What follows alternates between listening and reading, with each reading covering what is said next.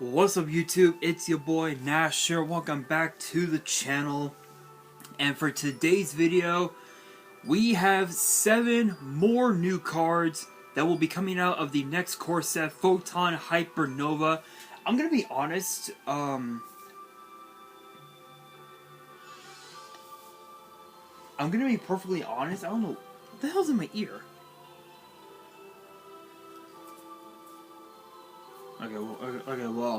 Okay, well, whatever it is gone. Anyway, I'm gonna be honest. A lot of these cards that I've been talking about on the channel these last, the last several weeks, they've been interesting to say the very least. Especially some of the new support for some of the different archetypes that we got. I think Spriggan's got new support in this set. Branded got new support. And just to name a couple of them, they've been pretty interesting to say the very least. But I think the Photon, the Galaxy / Photon support might have been probably the most impactful. Excuse me, because we hadn't gotten any like really good support, I think, since White Dragon Abyss, which was rather interesting to say the very least. But I'm excited for this batch of cards because one of the cards is actually a rather interesting card, which I'll talk about a little later on in this video. So hopefully you guys are ready. If you guys are and you guys want to see more Yu-Gi-Oh news videos in the future, which you guys know gets posted every Tuesday and of course sometimes on weekends, make sure you guys smash that thumbs up button, subscribe to the channel, turn on the notification bell, follow me on my social media. Links will be in the description below, as will the info to my fan mail. It will also be in the description as well. And also too, guys, if you guys have not done so already, give me a second here, guys. Give me 1 second. If you guys have not done so already, I now have my very own community tab. I actually posted my very first post on there this past week. So if you guys have not done so already, check out the community tab.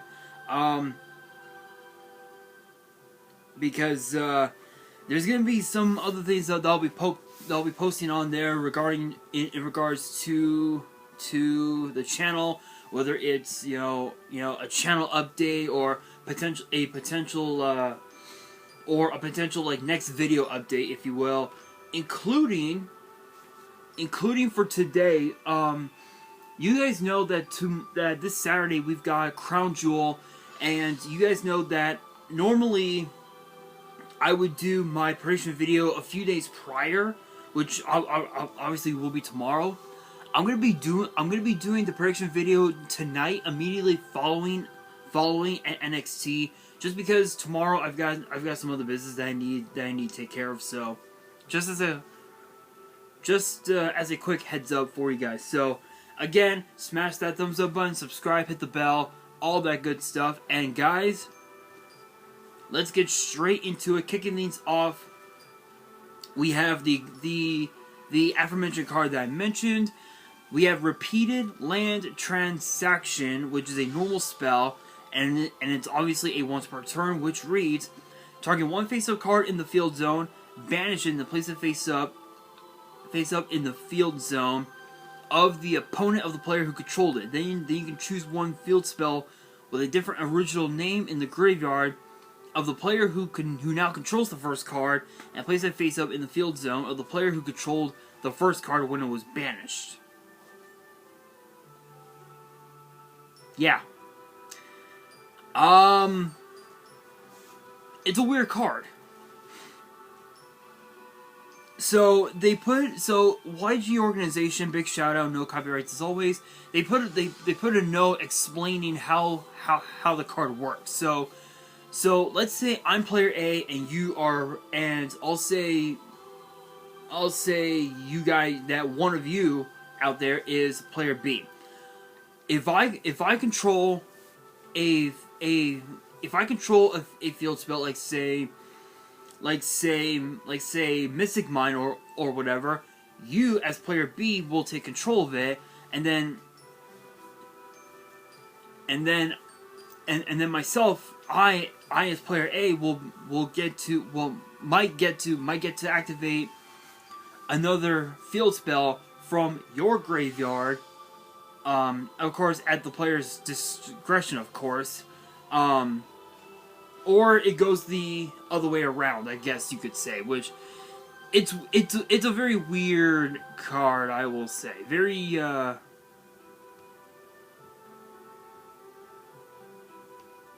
it's very, very, very, very, very, very weird. Probably not going to be used in the meta just because of how bad the wording is.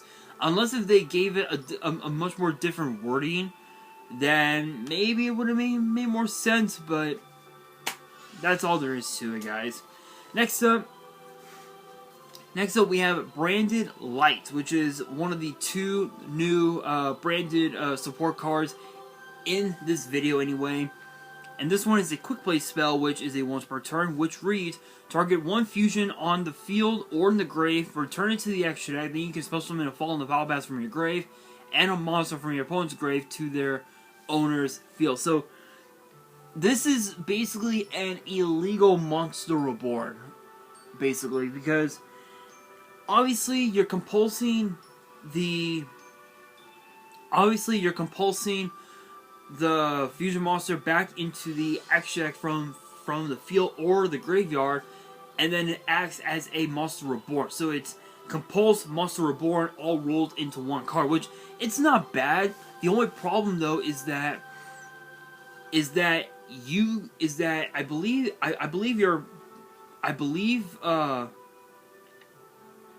believe you're going to be the one targeting one of the monsters in your opponent's graveyard, so you could potentially pick one of their bricks that they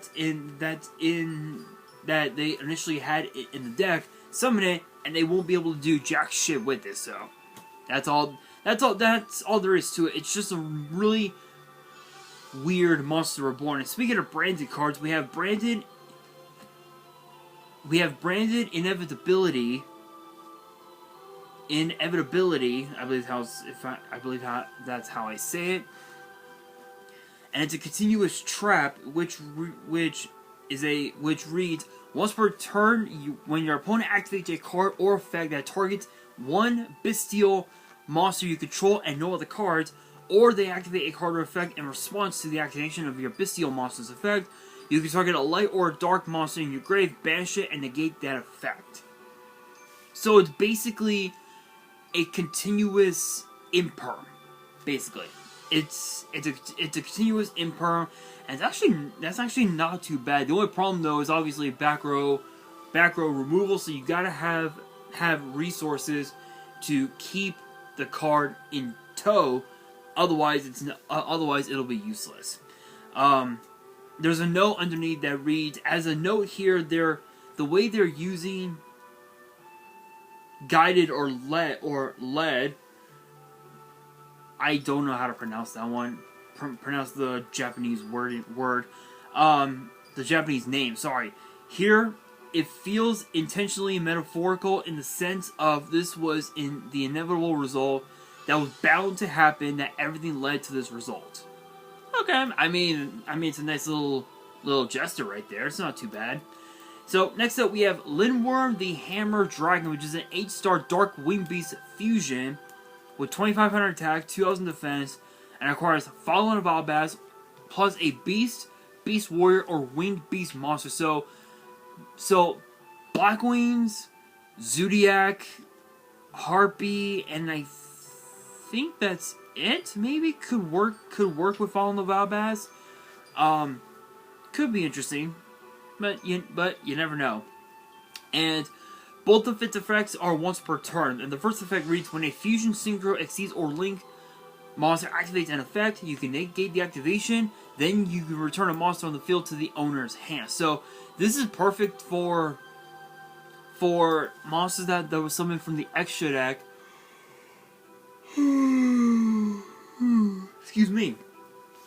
excuse me, because by compulsing one of your opponent's monsters back into the extra deck, they're gonna have to use up more resources to summon it back to the field, unless if they had something like Pot of Avarice, then they can use these same resources to resummon said monster, which isn't too bad, but still, it is what it is. The second effect reads: during your opponent's turn, if this card is in your grave, as a quick effect, you can target one Fallen of Albaz in your grave. Between that target and this card, special summon one and banish the other. Special summon one and banish the other.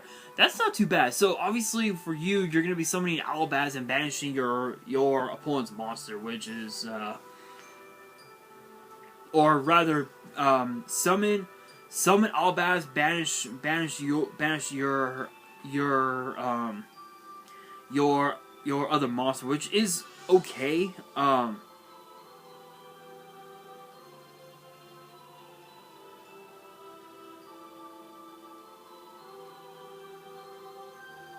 But the only thing though is that this is an easy one-of. You don't really need multiple copies of this card. You only need one, because in my opinion, this is a really bad. This is basically a really bad compulse, in my personal opinion. It's just not that. It's just not that good, in my opinion. There are two notes here underneath. The first one reads, Limworm is a Central Northern European dragon associated as being a serpent of sword of serpent. Also, this card's name refers to a gun's percussion hammer, but we can only use one word since patterns. The second note reads, text not finalized because of our PSCT. Specialists are not available at time of writing. Ha, that's funny. That's pretty funny. And my brother literally just texted me, and I got rid of the notification. Hang on. Anyway, so again, it's a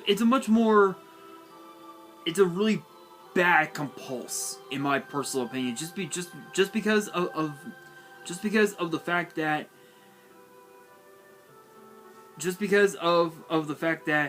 the attack sets aren't too bad. They're not that bad, but to be honest, I think they could have done better with its effect, like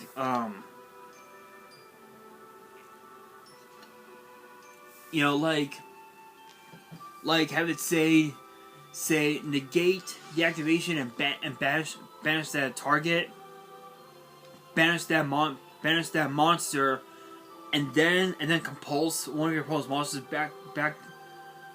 back to the hand. If they worded it like, if they had an effect that's basically that, then it would be pretty good. Don't get me wrong, guys. Both of these cards' effects are good, but as far as like being like meta good, I'm not convinced. I am not convinced. But next up we have Grand Gugnol, the finale dragon, I believe is how it's pronounced. Which is a 8-star light spellcaster fusion with 2500 attack and defense, and requires Blazing Cartesia the Virtuous, plus a light or a dark monster. Alright, not bad. Excuse me. And both of its effects are once per turn. The first effect reads, if this card is fusion summoned, you can send a level 6 or higher light or dark monster from your deck or extra deck to the grave. So it's essentially a Foolish Burial, which is pretty cool. Not much else to say about that. The second effect reads, if a monster or monsters is supposed to summon by your opponent's activated monster effect, you can banish this card from your field or grave, supposed to summon a Dogmatica monster from your deck, or a Despia monster from your extra deck. So this is a much more refined version of Waking the Dragon, because you don't need to because you don't need to bait your opponent with back removal. All you need is just this. That's all you need. That's pretty cool. That's pretty cool. There's a note underneath that reads, "This card is named after." I think that's French, so I'll try and Les Theatres du Grand Guignol, a Parisian theater well known from 1897 to 1962, specializing in horror shows, not supernatural horror, but plays about things such as surgery gone wrong, insanity, hypnosis, disfiguration, etc. It was considered a place where you went for experiences, not shows, and was considered extremely formative to the genre of horror. The theater's name means the theater of the Grand Puppet. Oh, taking its name from Guignol, a Punch and Judy-esque puppet. So Guignol is basically means puppet. Okay, so I think that's what it means. I don't know, but that's pretty cool. I gotta admit, that's actually a pretty cool history lesson right there, if you guys ask me.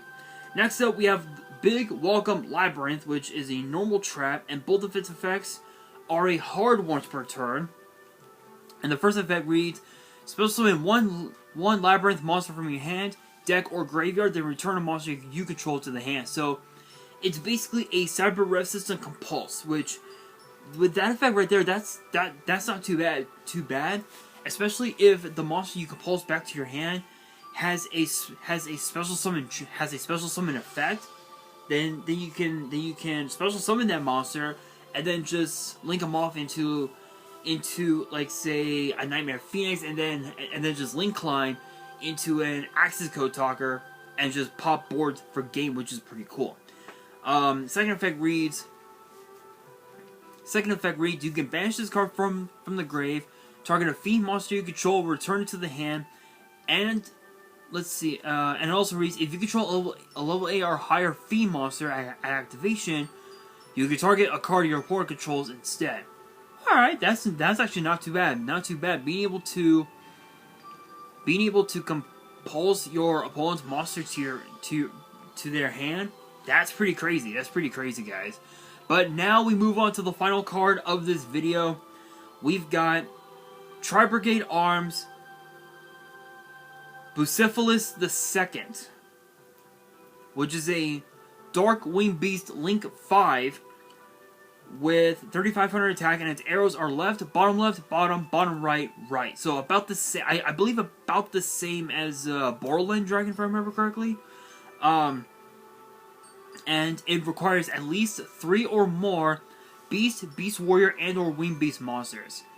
And it says that it cannot be special summoned from the extra deck if you have 2 or less Tri-Brigade spell or traps in your grave. You can only use the third effect once per turn. The first effect reads, your opponent cannot activate cards or effects when you special summon a monster or monsters. Ooh. That's actually pretty good. That's actually pretty good. So cards such as like Bottomless, or cards like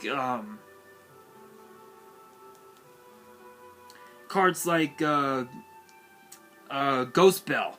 Ghost Bell would not work out, especially if you special summon a monster from your graveyard. Ghost Bell would not be a factor in your play, so that's not too bad.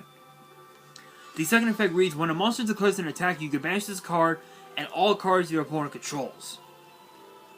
Oh. So it's basically, so with this effect, it's basically Red Supernova Dragon, but on steroids. That's pretty crazy. The third effect reads, if this card is sent to the grave, you can send one Beast Warrior, or Wing Beast monster from the extra deck to the grave. So it's basically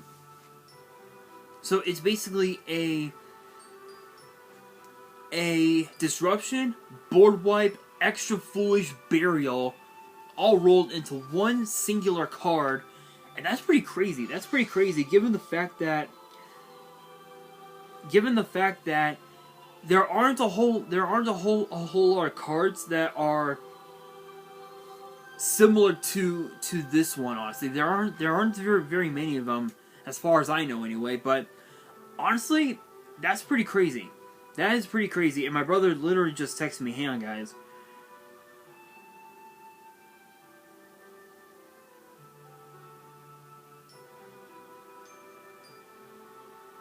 There we go. Anyway, honestly, that's pretty cool. Would it be useful in today's meta? Yeah, it could be. It could be, but it depends on what you have. I